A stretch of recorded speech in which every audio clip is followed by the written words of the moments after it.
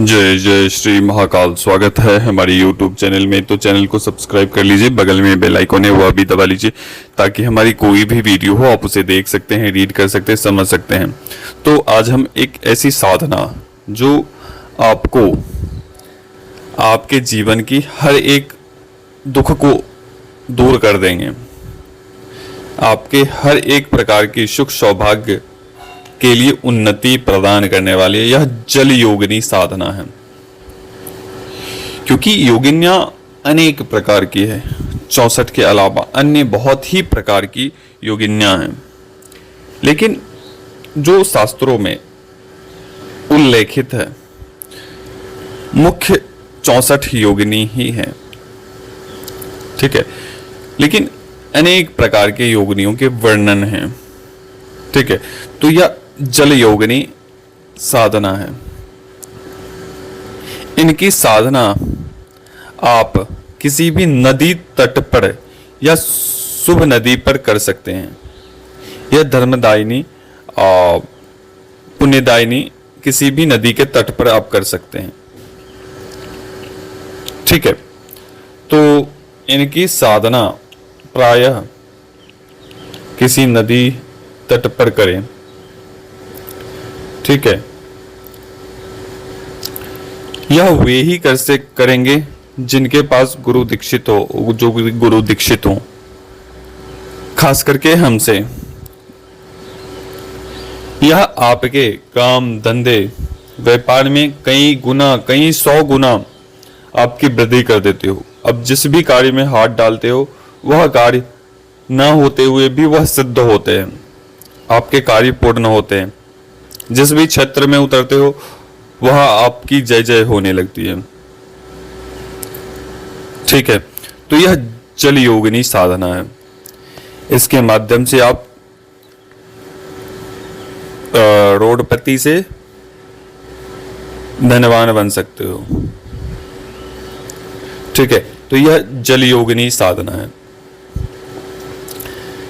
और इनके द्वारा नाना प्रकार के रोग व्याधियों का भी आप निष्पादन कर सकते हैं इसके माध्यम से, इस योगिनी के माध्यम से।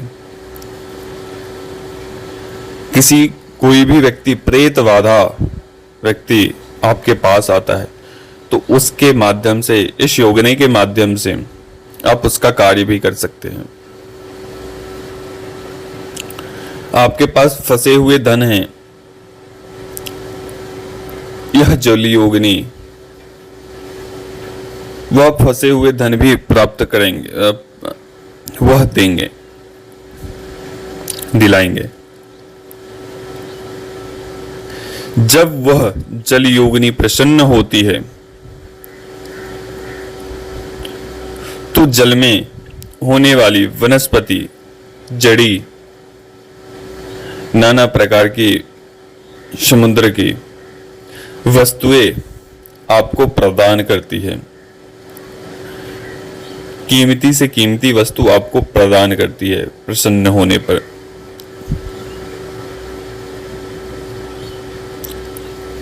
जिस भी मनोरथ के साथ आप उसका आवाहन करोगे, उस जल योगिनी का, वह करेंगी। यह योगिनी मां महाकाली के माध्यम से सिद्ध होने वाली योगिनी है। सबसे मुख्य आपको क्या करना है, आपको दूध से बनी हुई खीर बनानी है। आपको दूध से बने हुए खीर बनाने हैं स्वयं अपने हाथों से, और उसी क्षेत्र में जाएं जहां मैंने बताए हैं। यह साधना प्रायः किसी भी पूर्णिमा से 7 दिन पहले आपको इस क्रिया पर बैठना है।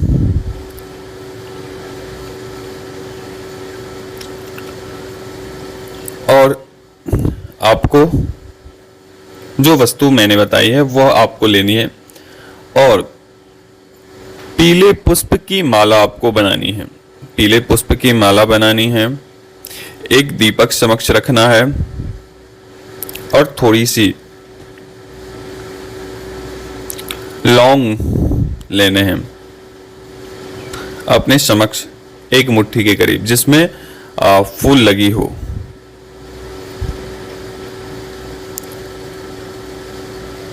ठीक है, या 21 जोड़े, अगर एक मुट्ठी ना भी हो तो कोई दिक्कत नहीं, कम से कम 21 जोड़े आपको लगा के रखनी है, जोड़े बनाकर अपने सामने रखनी है।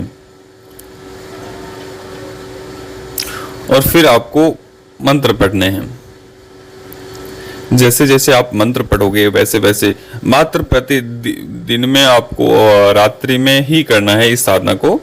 तो जब भी आप इस मंत्र को करेंगे वह समय आपको रात्रिकालीन होनी चाहिए, किसी भी रात्रि में। ठीक है, उस रात्रि में आपको बैठने हैं। बैठने के पश्चात आपको गुरु मंत्र, घेरा, रक्षा कीलन आपको करना है। जब आप घर से निकलते हो अपनी साधना के लिए, या उस स्थान से जहां भी आप रहते हो या अपने घर में रहते हो, तो उस स्थान से जब निकलोगे तो हमारे द्वारा कुछ सामग्री दी जाती है दीक्षा के समय। तो सबसे पहले उस जो वस्तु दी गई है, जो अस्त्र दिए गए हैं, उसे अभिमंत्रित करना है। मात्र और मात्र गुरु मंत्र पढ़ना है, और जो मंत्र हमने बताए हैं अस्त्र का, वो मंत्र पढ़ने हैं। और 3 बार फूंक मार के अपने जो मुख्य द्वार हैं, मुख्य द्वार के पास उसे रख देना है, खड़े करके, या गाड़ देना है वहां पे। और फिर आपको उस स्थान से निकलने हैं। फिर रक्षा कीलन, घेरा लगाने हैं आपको। लगाने के पश्चात आपको गुरु मंत्र करने हैं। वो सब करने के पश्चात आपको जो मंत्र है, मूल मंत्र दिए जाएंगे जल योगिनी के, आपको वो करने हैं। एक चित्र आपको स्थापित करने हैं माँ काली के। ठीक है, अपने किनारे में आपको छोटा सा चित्र स्थापित करने हैं माँ काली के। उन्हें आपको पुष्प अर्पण करने हैं। जिस भी प्रकार से आप पूजा जानते हो उस प्रकार से माता की पूजा करें। और एक मंत्र पढ़ने हैं, वह मंत्र पढ़कर एक माला निकालने हैं। और फिर आपको जल योगिनी के मंत्र को करना है। जब आप जल योगिनी के मंत्र को करेंगे तो बहुत ही तेज ध्वनि सुनाई देगी, जैसे कि जल बहुत तेजी से गिर रहा है या बहुत ऊंचाई से गिर रहा है, इस प्रकार से अनुभव होंगे पहले दिन। दूसरे दिन आपको लगेगा कि जल में बहुत बड़े बड़े पत्थर फेंके जा रहे हैं, इस प्रकार से अनुभव होंगे। तो काफी सारी वस्तुएं आपको दिखेंगी हिलती डुलती, आपके सामने जल दिखाई देंगे उठते हुए, बहुत तेज लहर आ रही है, इस प्रकार से महसूस करेंगे।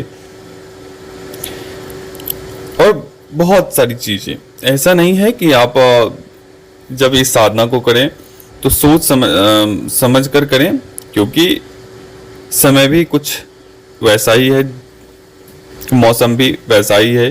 क्योंकि अभी नदी तालाब तट के आसपास नहीं जाने हैं, क्योंकि अभी हर जगह बारिश से भरा हुआ नदी तालाब होंगे, तो ऐसे महसूस होंगे। तो थोड़ा ध्यान देकर आप साधना को करें। ठीक है, ऐसा ना हो कि आप साधना करने के लिए जाओ और तालाब में बह जाओ या नदी में बह जाओ। तो सोच समझ कर करें, विवेक पर करें। ठीक है, तो ऐसा करने के बाद से आपको बहुत सारी अनुभव होंगे। उस समय आपको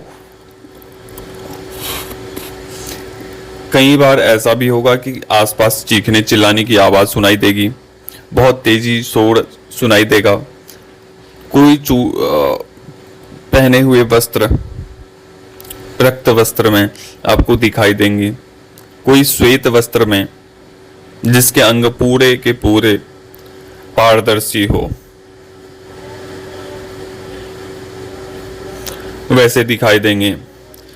तो उनका एक प्रमाण होता है, जब आप साधना करते हो तो शक्तियों का एक प्रमाण होता है। अब मान के चलिए आप जल योगिनी की साधना कर रहे हो, उसमें आपको अगर किसी प्रेत की सिद्धि हो जाए या प्रेत आ जाए तो, या चुड़ैल आ जाए, तो आप तो उस चुड़ैल से वचन ले लिए, जल योगिनी सिद्ध कहां हुई? आपकी तो साधना खंडित हो गई। ठीक है, तो शक्तियों का एक प्रमाण होता है, शक्तियों का एक प्रमाण होता है, उनका आने का अलग ही वो होता है। तो उन शक्ति से प्रमाण मांगने हैं, वह प्रमाण देंगे कि मैं ये हूं। क्योंकि जब आप किसी भी शक्ति की साधना करते हो तो वो चाहती है कि हमारा साधक कैसा है। मैंने जिसे वचन दे रहा हूं, मैं जिससे वचन दे रहा हूं, क्या वो हमें सहने की क्षमता है उसमें? फिर जाके आपको वचन देते हैं। जब वचन देने के पश्चात आपको जब वचन दे देते हैं तो आपके हर एक प्रकार के कार्य स्वयं ही सिद्ध होने लगते हैं। किसी भी प्रकार की आपकी इच्छा, मनोकामनाएं अधूरी नहीं होती है, आपके कार्य स्वयं ही बनते चले जाते हैं। तो यह थी जल योगिनी की साधना। जिन लोगों ने सब्सक्राइब नहीं किया है तो सब्सक्राइब कर लीजिए, बगल में बेल आइकॉन है वह भी दबा लीजिए। तो चलिए अभी तक के लिए अनुमति चाहते हैं। जय श्री महाकाल, जय महाकाली, जय भैरव, मां महाकाली आप सभी के काम धंधे व्यापार में उन्नति हो, इसी कामना के साथ सभी को जय श्री महाकाल।